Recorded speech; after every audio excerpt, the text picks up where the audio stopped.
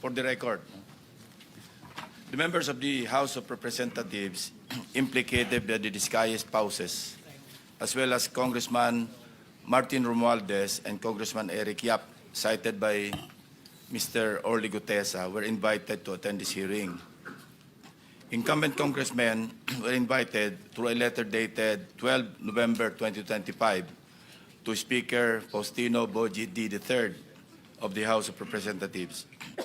Now, according to Speaker D, the members will not be appearing before the committee today in order to avoid any possible prejudice to the ongoing investigation and eventual findings of the ICI, Independent Commission for Infrastructure, given that the invited members have already submitted themselves to its jurisdiction and proceedings. Mr. Saldico was similarly invited to appear before this committee. However, his lawyer, Attorney Rui Alberto Rondain, replied that Mr. Co is unable to attend, citing that he is still overseas due to medical reasons. Let me state clearly that this committee takes strong exception to the statement made by Attorney Rondain.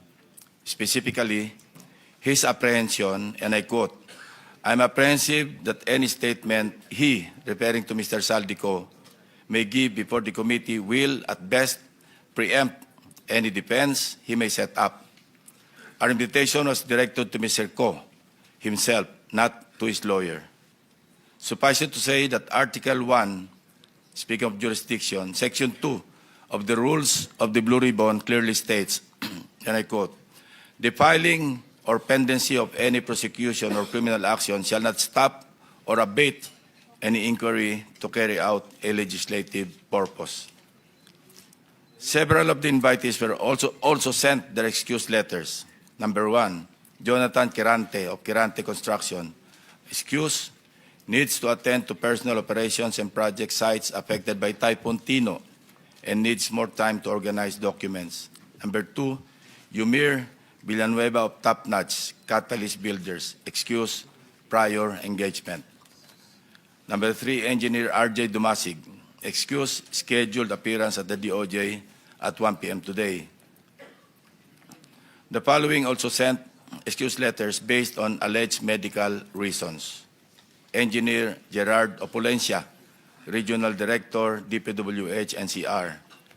District Engineer Manny Bulusan, District Engineer, South Manila District Engineering Office. Commissioner Mario Lipana. The committee also sought the assistance of the Bureau of Immigration to obtain available information on the following individuals: Mark Bakiran Bunagan, Alan Colesio, John Paul Estrada, Orly Regala Gutesa, and Mark Texay. In the response letter dated 30 November 2025, the Bureau informed the committee that there is no record of departure for Mr. Bunagan, Mr. Gutesa, and Mr. Texay. Meanwhile, Mr. Colesio is confirmed to be in the country, having returned from a brief trip abroad from October 18 to October 24, 2025. In the case of Mr. John Paul Estrada, the reported aide of Mr. Saldico, the BI reported that he left the country on September 2, 2025, bound for Hong Kong, and has not returned to the Philippines to date.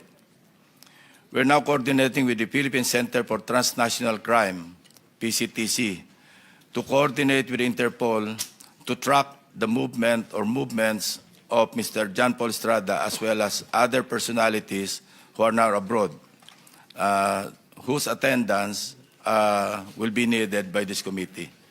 Lastly, this representation received a copy of an order dated October 24, 2025, penned by Carolina or Judge Carolina C.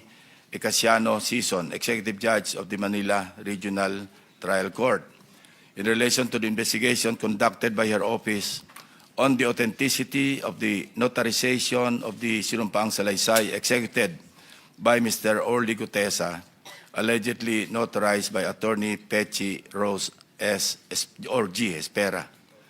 For the record, the committee notes that the notarial monthly report submitted by Attorney Espera covers notarized documents recorded under Notarial Book Number 3, specifically Book Number 3, Document Number 41 to 173, pages 10 to 36, period September 11 to 30, 2025.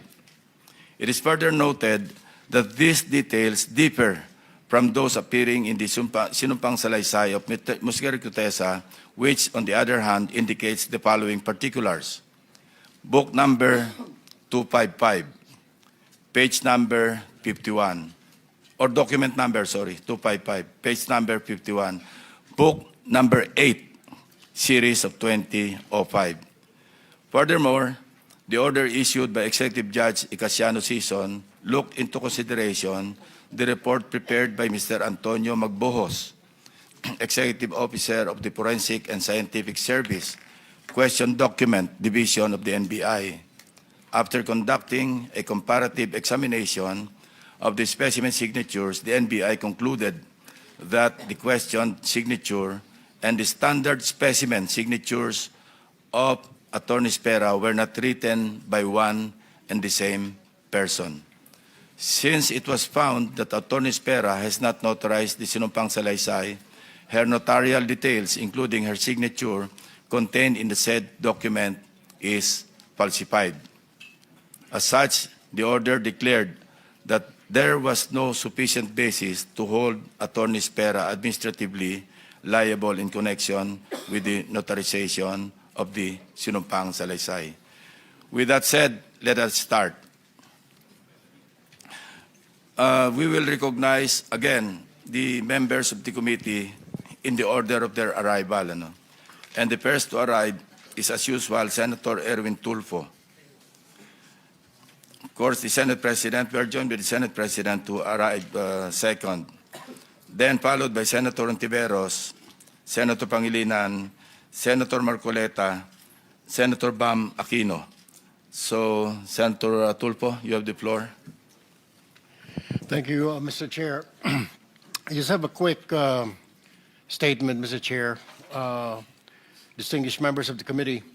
The Professor Wina Guerra of UP Center for Integrated and Development Studies in her policy paper, Flood Control Fiasco, a policy reckoning for accountability in the Philippines, revealed that our flood control failures stem not from lack of funds, but from absence of credible science, data, and accountability, and also, of course, of corruption.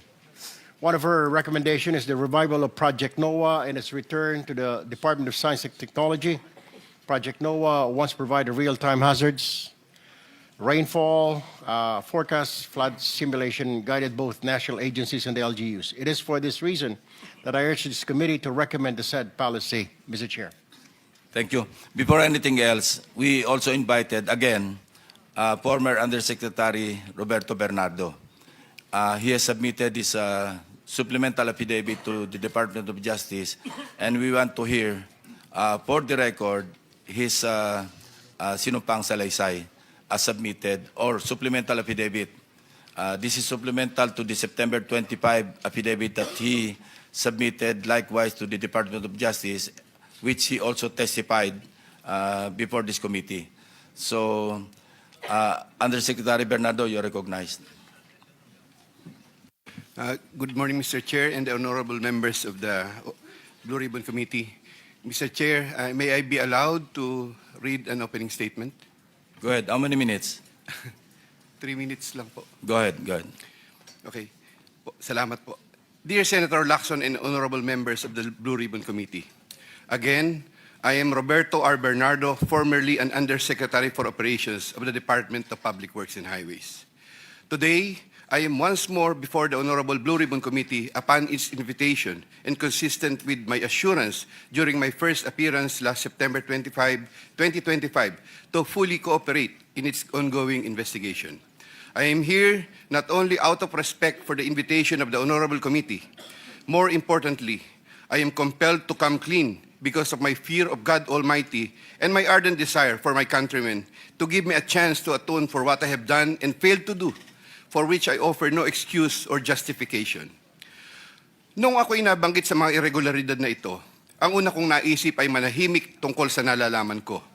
Haharapin ko na lang ang mga asunto na isasampa sa akin.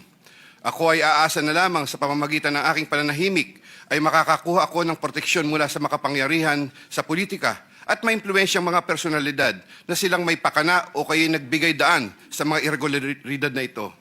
Gayunpaman, napagtanto ko na ang isang pagkakamali ay hindi maaaring iwasto ng isa pang pagkakamali. At kung may maisang pamangkaso ay maaaring magtagal ito bago matapos. Sa aking pagkakaalam sa mga nakarang scam, tulad ng ilang kaso ng PDAF, mahigit isang dekada na ang nakalipas, hanggang ngayon ay dinidinig pa. Kawawa ang bayan. Hindi ko matiyak kung ang mga pangunahing may sala sa mga irregularidad na ito ay mapapatawan ng kaukulang parusa sa lalong madaling panahon. Gayunpaman, umaasa ako na sa pamamagitan ng kasulukuyang mga pagdinig ay makakabuo ang ating mga mambabatas ng kaukulang batas na hindi lamang tutugon sa epekto ng mga maanumalyang gawain ito, kundi na rin makakapigil sa pag-ulit nito. The magnitude of the irregularities and how this have gravely affected and will affect our nation and its citizens cannot be overemphasized. I am committed to disclose everything that I know regarding these anomalies, particularly the complicated and ingenious ways by which these were carried out and perpetrated all these years. This, despite the serious threats to my personal safety and that of my family and loved ones. Mula sa aking paninilbihan bilang isang mababang laborer hanggang ako'y naging isang undersecretary, napag-alaman ko na ang profesional na kakayahan at integridad ay maaaring hindi sapat upang matiyak ang tagumpay sa profesional na karera ng isang tao. Nakapaloob sa isang tiwaling sistema kung saan ang isang tao ay pinangakuan ng biyaya o kaya'y pinipilit na lumahok sa mga irregularidad.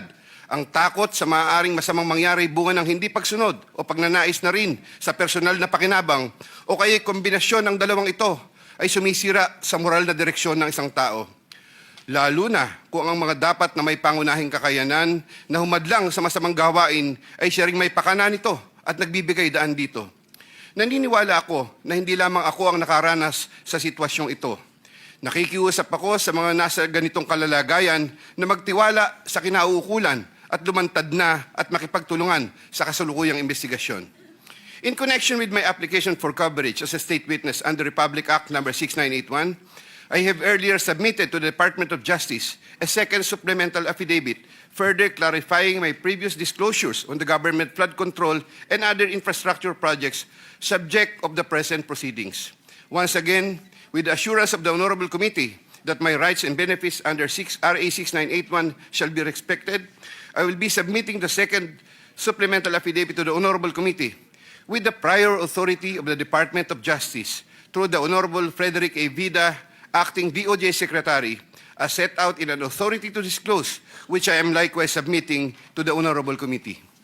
Thank you po. Proceed with your statement.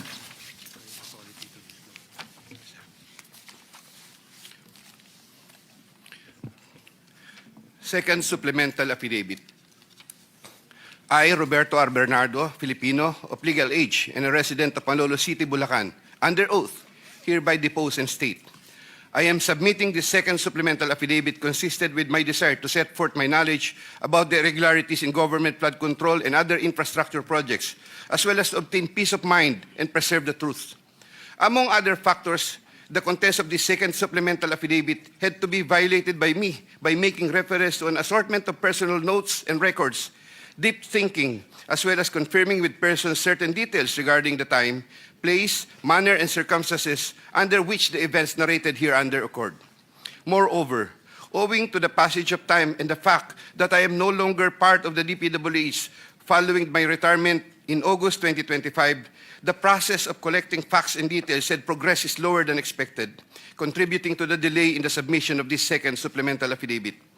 Also, I would like to make clear that while the facts narrated below are based on my direct personal knowledge and fortified by official DPWH records, the kickback scheme pertaining to the collection and handoff of the commitments to the relevant public officers occur practically without any paper trail.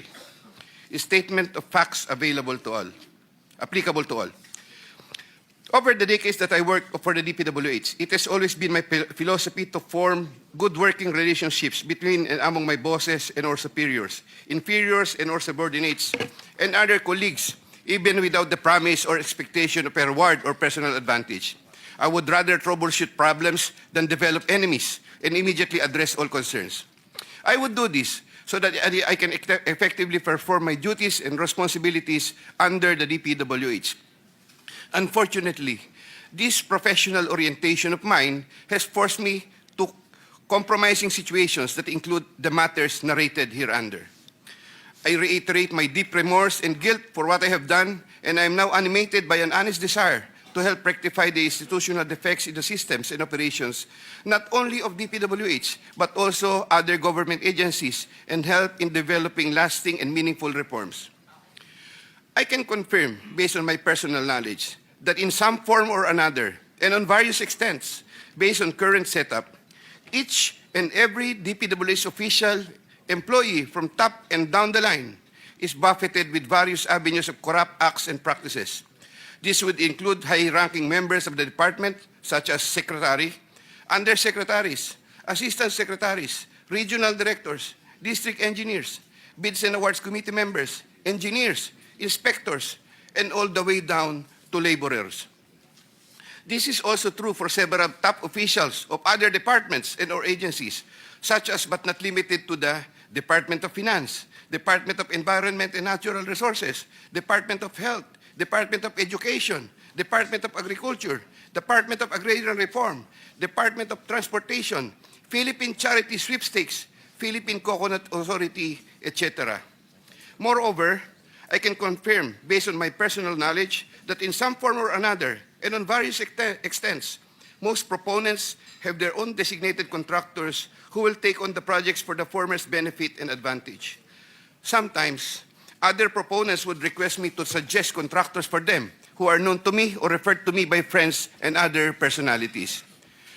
There are situations that national and local elected politicians would request me to source projects for them. If given more time and opportunity to review the records and confirm supporting facts, I may be able to particularize the details of these transactions and dealings. Senator Ramon Bong Revilla Jr. I have a close and friendly relationship with Senator Ramon Bong Revilla, and we go all the way back since the time of Amay Bisaya and Mayor Viseo, who first introduced me to the former legislator while I was still a district engineer in Laguna sometime in 2005 or 2006. We frequently meet in important social gatherings. Senator Revilla later on became a godparent of two of my daughters, while I became a godparent to one of his children. When Senator Revilla was incarcerated, I visited him several times at the PNP Custodial Center at Camp Crame. Because of our close relationship, Senator Revilla had asked me for assistance on several matters which I can no longer exactly recall at the moment because this happened a long time ago, and I presently don't have records to help me reconstruct the events. Sometime in the third quarter of 2024, Senator Revilla and I met where he asked me for a list of projects for funding, ostensibly to help him in his national campaign. When Senator Revilla asked me about the percentage of the commitment, I suggested either 20 or 25, to which Senator Revilla said 25%. Soon thereafter, also in the third quarter of 2024, I asked then District Engineer Henry Alcantara to prepare a list of projects, which he subsequently gave to me. The said projects are enumerated in a list here to attach as Annex A. Moreover, still in the third quarter of 2024, I also asked then District Engineer, but later Regional Director for NCR, Engineer Gerard Opalencia, to prepare a list of projects, which he subsequently gave to me. The said projects are enumerated in a list here to attach as Annex B. I had the list of projects totaling 1.5 billion submitted by Engineer Henry and Engineer Gerard, consolidated in one sheet of paper, and gave the same to Senator Revilla in the third quarter of 2024. With respect to the projects under the NEP and HGAB, I followed this up with Secretary Manny Bonoan upon request of Senator Revilla, who would also follow this up with Usec Cathy Cabral. The White House compound is the ancestral home of the Revillas with the large Blue Gate entrance at that time. Sometime in the last quarter of 2024, Engineer Alcantara collected the 25% commitment of about 125 million and informed me that the same was ready for turnover through Engineer Gerard Opalencia. Engineer Gerard Opalencia told me that the 25% commitment was already loaded in my vehicle. After receipt of the 25% commitment, which were packed in 6 cardboard boxes, each containing at least 20 million, and 1 paper bag containing 5 million. I called up Senator Revilla to inform him the same is ready to be turned over to him. Sometime December 2024, probably the Monday after my receipt of the commitment, my driver and I went to the residence of Senator Revilla. Upon reaching the area, I tried calling Senator Revilla, but he was not answering my call, so I waited. After waiting for approximately 1 hour at a nearby gasoline station, we were finally allowed inside the compound by the guard. Once inside, we parked the vehicle, and shortly upon alighting, I saw Senator Revilla at the terrace. I walked over to Senator Revilla for a casual talk. While the boxes were being unloaded, Senator Revilla and I talked for about 20 to 25 minutes. I asked him, Sen, bakit hindi ka nangangampanya? Senator Bong replied, okay naman pare, maganda results ng survey. Relax muna. The personnel of Senator Revilla helped in unloading the boxes. After the delivery of the commitment, I headed back to Manila. Sometime late January or February 2025, in relation to a list of projects submitted by Engineer Gerard Opolencia, Senator Revilla called me to follow up on the status of the commitment. About a week later, sometime February 2025, I informed Senator Revilla that the same was ready for turnover. Before the start of the campaign period for national elective positions, I directed one of my aides to deliver commitment amounting to 250 million to the residence of Senator Revilla at the White House compound, Aguinaldo Highway, Bacoor, Cavite. Senator Nancy Binay. Curlee Villa is the aide of Senator Nancy Binay, who transacted with me regarding the latter's projects and commitment. If I recall correctly, I first met Curlee in the year 2018 during the budget season at the Senate. Eventually, sometime 2019, Usec Trigib Olivar, whom I knew very well, endorsed Curlee to me. From then on, Curlee would contact me directly to follow up the status of different matters. Sometime fourth quarter in 2022, Curlee, claiming to act on behalf of Senator Binay, asked my help for the transfer of an assistant district engineer in Mindanao to another district, a request which I endorsed to Sec Bunoan. Sometime during the third to fourth quarter of 2022, Curlee requested on behalf of Senator Binay for a list of projects worth around 1.882 billion with 12% commitment. The said projects are enumerated in a list here to attach as Annex C. I got 3% of 1.882 billion. I prepared a list of projects within my area of jurisdiction with the help of DPWH officials, but could not recall at this time exactly who among them gave me the list. But I can recall that it was Engineer Manny Bulusan who coordinated the collection of the commitment. Eventually, during the first quarter of 2023, the commitment was delivered to Curlee for Senator Binay in several tranches in Makati and Quezon City. But I could not recall at this time the details of the deliveries, but I undertake to submit additional information thereon. Sometime last quarter of 2023, Curlee again asked for Senator Binay a list of projects for inclusion and funding under the 2024 GAA, which I provided with the help of Engineer Gerard Opolencia and Engineer Henry Alcantara. The total list of projects initially amounted to 2.5 billion, but which was reduced to 1.672 billion. The said projects are enumerated in the list here to attach as Annex D. Apparently, some individual or group offered Senator Binay a higher amount of commitment of 15% instead of the previous 12%, with the promise that the commitment would be released much earlier.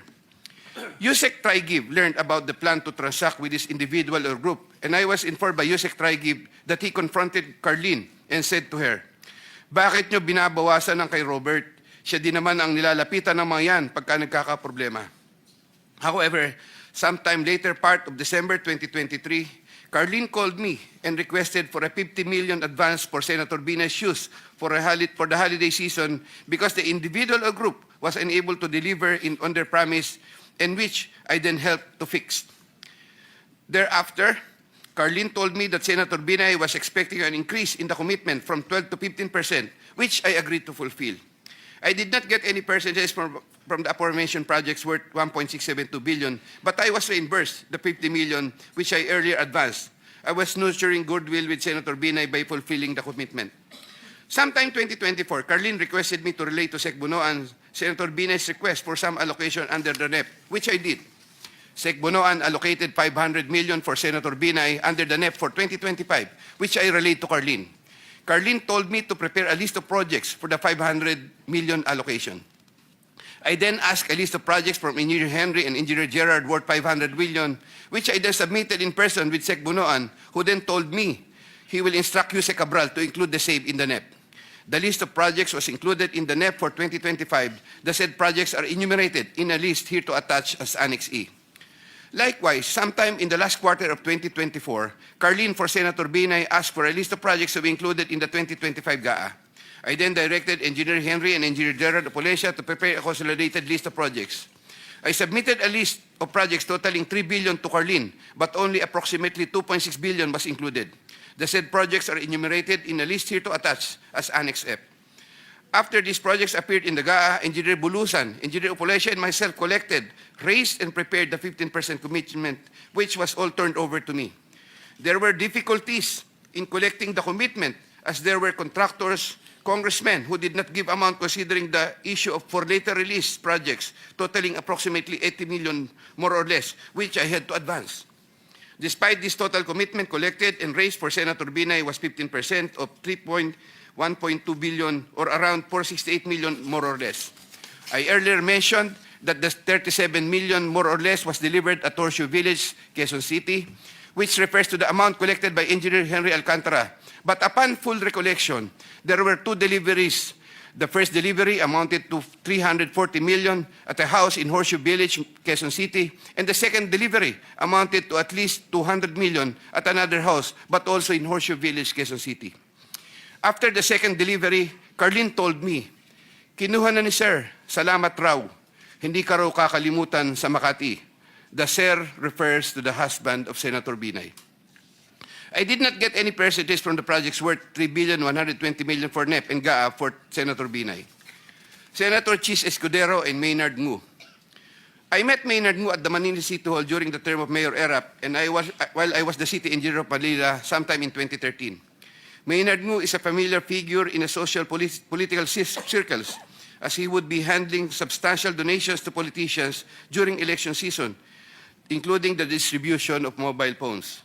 During the 2022 national elections, Maynard Ngu approached me and asked for help in raising campaign funds.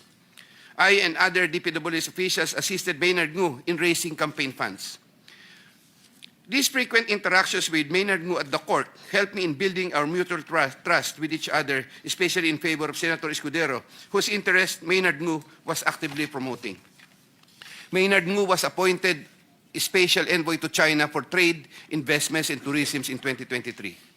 When Senator Chis Escudero became Senate President in 2024, Maynard Ngu approached me and asked for a list of projects for Senator Chis Escudero. Thereafter, sometime November 2024, I asked Engineer Opolencia to prepare a list of projects for Senator Chis Escudero following my conversation with Maynard Ngu. Thereafter, Engineer Opolencia submitted to me a list of projects for funding. The said projects are enumerated in a list here to attach as Annex G. For the projects located in Valenzuela, Engineer Opolencia, through District Engineer Ruel Umali, collected the money for the commitment for Senator Chis Escudero. He delivered the commitment at Diamond Hotel. We saw each other at the Diamond Hotel, and Engineer Opolencia told me, nasa inyo na po, boss. When I asked my driver to confirm, the driver told me, nasa akin na po, okay na po. For the projects located in Marinduque, Engineer Opolencia, through Regional Director Ryan Altea, collected the commitment for Senator Chis Escudero. He delivered to me the commitment at Diamond Hotel. Engineer Opolencia called me and said, "May papadala ako sa inyo ngayon. Sa iyo ngayon, dadalhin na lang po sa Diamond." Later, the driver told me, "Nasa akin na po, okay na po." Following a deeper recollection of the facts and checking with public records, I can now confirm that in addition to the Valenzuela and Marinduque projects, Engineer Opolencia also provided the list of projects for Oriental Mindoro and Quezon City. The complete list of projects for Senator Chis Escudero is worth 1.4 billion with 20% commitment. The said projects are enumerated in a list here to attach as Annex H. Sometime early 2025, I made the first delivery of 160 million for Senator Chis Escudero at the Cherry Mobile Building at Maynard Ngu in Apacible Street, Manila. Thereafter, early 2025, I made the second delivery of 120 million for Senator Chis Escudero, also at the Cherry Mobile Building of Maynard Ngu. Senator Jinggoy Estrada. I have known Senator Jinggoy Ejercito Estrada since I met Senator Jinggoy Estrada through the social circles of Senator Bong Revilla. We usually had encounters during social gatherings of people in the movie industry. We developed a close relationship. Sometime in 2010, when I was Assistant Regional Director of DPWH Region 4A, Senator Jinggoy was backing me to become a Regional Director. When I failed to become a Regional Director, I applied for the position of City Engineer, and Senator Jinggoy was one of those who recommended me. When he was incarcerated, I would visit him, but sometimes together with then City Mayor Joseph Estrada. Sometime in 2023, Senator Jinggoy requested Secretary Bunoan through me for projects worth 500 million.